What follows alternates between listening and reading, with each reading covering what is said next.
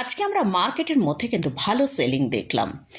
Nifty 240 point নিচে, Sensex 790 point এবং bank Nifty 550 point ডিক্লাইনে ক্লোজ দিয়েছে। এছাড়াও যদি আমরা মিড ক্যাপ এবং স্মল ক্যাপ ইন্ডেক্সের দিকে ফোকাস করি, সেখানে আমরা দেখতে পাচ্ছি মিড ক্যাপ ইন্ডেক্স 922 পয়েন্ট এবং স্মল ক্যাপ ইন্ডেক্স 166 পয়েন্ট নেগেটিভে ক্লোজ দিয়েছে। তো মার্কেটের মধ্যে এতটা সেলিং কেন এলো সেটা নিয়ে ডিসকাস করব।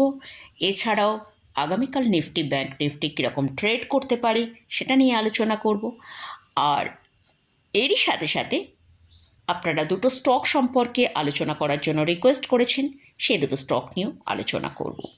চলুন তাহলে ভিডিওটা শুরু করা যাক। ভিডিও শুরু করার আগে বলি, চ্যানেলে যদি ফার্স্ট টাইম ভিজিট করে থাকেন অবশ্যই চ্যানেলটি সাবস্ক্রাইব করে নেবেন আর পাশে থাকা বেল আইকনটা প্রেস করে রাখবেন।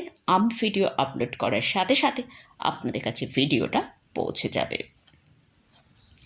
তো আজকে আমরা মার্কেটের মধ্যে যেটা দেখলাম, নিফটি তার হায়ার লেভেলেই ওপেন হয়েছিল এবং সেখান থেকে আমরা হাই তৈরি করতে দেখলাম 25,010। তো 25,010 থেকে আমরা দেখেছি নিফটির মধ্যে একটা সার্ভ সেলিং অন স্ক্রিন দেখতে পেয়েছি, যেটা নিচের দিকে 24,669 পর্যন্ত লো তৈরি করেছিল। ক্লোজিং টাইমে আমরা ক্লোজ পেয়েছি 24,704-এ।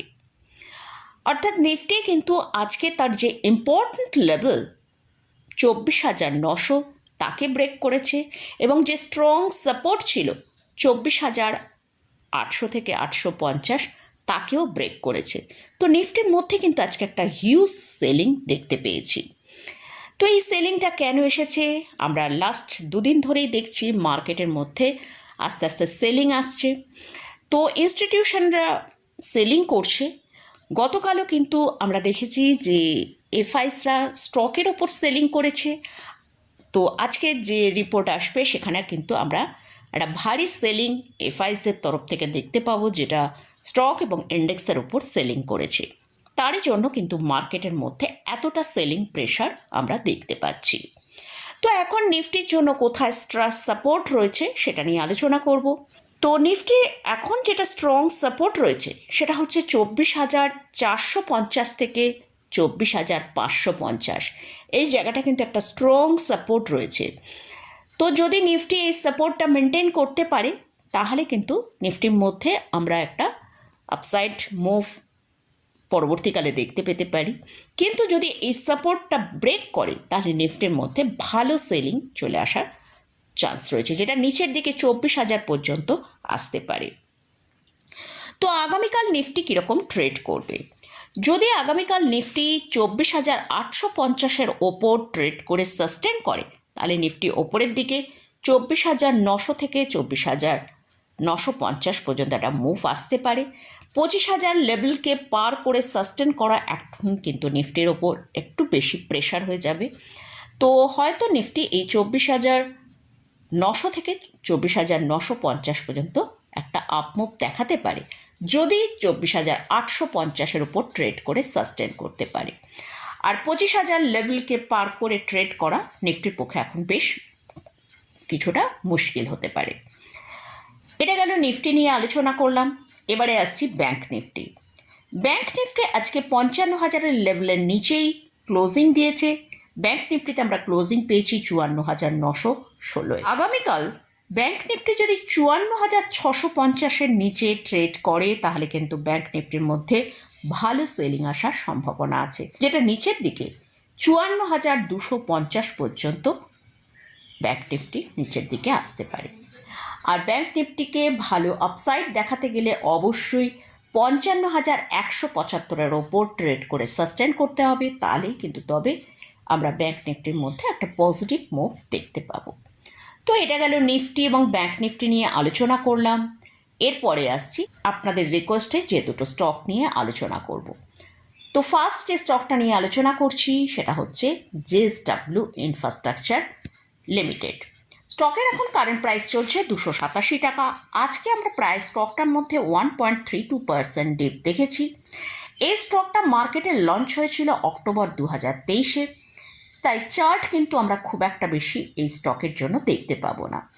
তো স্টকের মধ্যে যেটা হায়ার লেভেল আমরা তৈরি করতে দেখেছি, যেটা 360 টাকা, সেখান থেকে আমরা দেখেছি স্টকটা নিচের দিকে 38% ডিপ দেখিয়েছে, কিন্তু লোয়ার লেভেল থেকে অর্থাৎ 210-15 এই লেভেল থেকে কিন্তু একটা ভালো বাউন্স এসছে। স্টকটা রিসেন্ট একটা ভালো বাউন্স দেখিয়েছে, যেটা 325 টাকা পর্যন্ত। কিন্তু এখন স্টকটা একটা রেঞ্জের মধ্যে ট্রেড করছে। ওপরের দিকে 315 থেকে 325 আর নিচের দিকে 274 থেকে 280 এই রেঞ্জের মধ্যে ট্রেড করছে। যেদিকে রেঞ্জ ব্রেক করবে সেখানে কিন্তু একটা ভালো মুভ আসার সম্ভাবনা আছে। যদি ওপরের দিকে 325-এর ওপর ট্রেড করে সাস্টেন করে, তাহলে ওপরের দিকে আমরা 350 টাকা পর্যন্ত আপমুভ দেখতে পাবো। আর যদি নিচের দিকে 275-কে ব্রেক করে নিচের দিকে ট্রেড করতে থাকে, তাহলে নিচের দিকে 245 টাকা পর্যন্ত নিচের দিকে আসার সম্ভাবনা আছে। তো এটা জিএসডাব্লিউ গ্রুপের কোম্পানি, এদের মার্কেট ক্যাপিটালাইজেশন 60,000 করোড়ের ওপর, আরওই হচ্ছে 17%। এই কোম্পানির লাস্ট 5 ইয়ার্সের প্রফিট গ্রোথ 52.8% CAGR।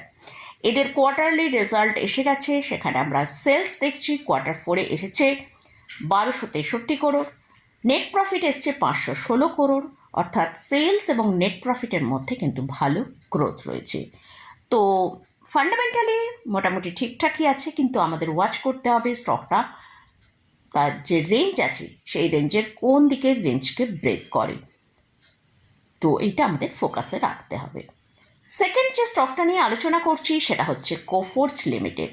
স্টকের কারেন্ট প্রাইস চলছে 8,203 টাকা। মার্কেটে সেলিংয়ের ফলে এই স্টকের মধ্যেও আমরা ভালো সেলিং দেখতে পেলাম, যেটা 0.87% আজকে ডিপ দেখিয়েছে। তো আমার ভিউয়ার্স জিজ্ঞাসা করেছেন তার লোয়ার লেভেলে বাই করা আছে, তিনি স্টকটাকে আরও কিছুটা অ্যাকুমুলেট করতে চান, তাহলে কোন প্রাইসে অ্যাকুমুলেট করতে পারেন। তো আমরা একবার চার্টের দিকে ফোকাস করব। রিসেন্ট আমরা দেখেছি স্টকটার মধ্যে লো হয়েছিল 6,200 টাকার কাছাকাছি। সেখান থেকে স্টকটা কিন্তু অলরেডি আমরা খুব শর্ট টার্মে 35% র্যালি দেখতে পেলাম। তো যদি স্টকটা তার কারেন্ট প্রাইস থেকে 15 থেকে 18% ডিপ দেখায়, তাহলে কিন্তু স্টকটাকে আমাদের কাছে একটা অ্যাকুমুলেট করার অপরচুনিটি হতে পারে। যেহেতু এটা মিড ক্যাপ ক্যাটাগরি স্টক, তাই এই স্টকের মধ্যে র্যালি যেরকম খুব ভালো আসে, সেরকম কিন্তু কারেকশানও ভালো আসে। তাই আমাদের কারেকশানের জন্য ওয়েট করতে হবে। আর এই স্টকের যেহেতু ফান্ডামেন্টালি গুড স্টক এবং এদের Q4 রেজাল্ট ভালো এসেছে, তাই কিন্তু বিভিন্ন অ্যানালিসিস্টরাও এই স্টকের মধ্যে বুলিশ আছে। তারা আগামী 1 বছরের জন্য এই স্টকে 11,000 টাকা টার্গেট দিয়েছে। তো মোটামুটি এই স্টকগুলো নিয়ে আলোচনা করলাম এবং ইন্ডেক্স নিয়ে আলোচনা করলাম। এই স্টকে বা ইন্ডেক্সে কোথাও কোনো বাই রেকমেন্ডেশন নেই। যদি আপনারা কোথাও কোনো পজিশন নিতে চান, তার আগে ভালো করে চার্ট অ্যানালিসিস করে নিই, তারপরই পজিশন নেবেন। তো মোটামুটি আজকের মতন ভিডিওটা এখানেই শেষ করছি। ভিডিওটা যদি ভালো লাগে অবশ্যই লাইক করবেন, শেয়ার করবেন, সাবস্ক্রাইব করবেন। ধন্যবাদ।